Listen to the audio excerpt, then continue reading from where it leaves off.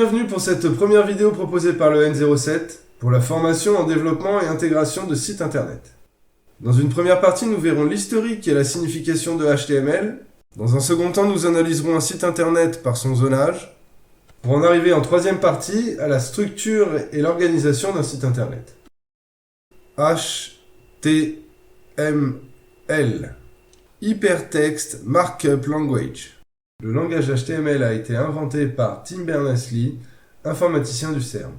Popularisé par le navigateur Mosaic, développé par la NCSA, dans les années 90, profitant de la croissance explosive d'Internet, il est alors aujourd'hui devenu un standard et est le socle de structure de diffusion d'informations sur Internet.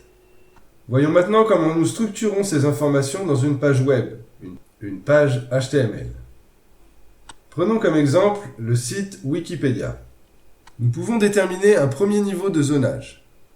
Nous y retrouverons l'entête du site, le header, à gauche, en colonne, une partie navigation.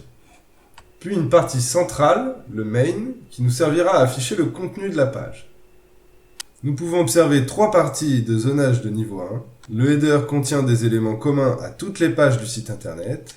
La navigation à gauche nous permet de naviguer dans le contenu de la page.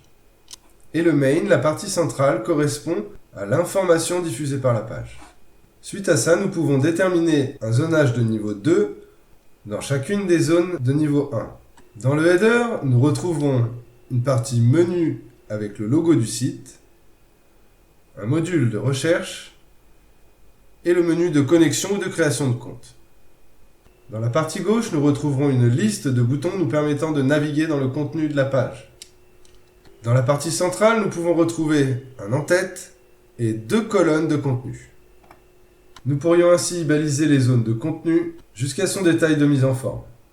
Prenons pour exemple de zonage de niveau 3, l'en-tête du main, le contenu central. Nous y retrouverons un titre, un menu de choix de langue et un sous-menu de navigation de contenu.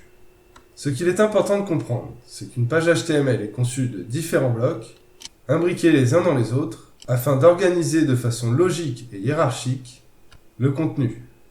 En conclusion, nous pouvons dire qu'une page HTML est structurée de façon sémantique et logique, composée par des blocs balisant des contenus. Comme des poupées russes, ces blocs sont imbriqués les uns dans les autres du plus grand ensemble au plus petit détail. C'est tout pour cette première vidéo. Je vous invite à aller voir la suivante et de rentrer dans le vif du sujet, l'écriture des balises HTML.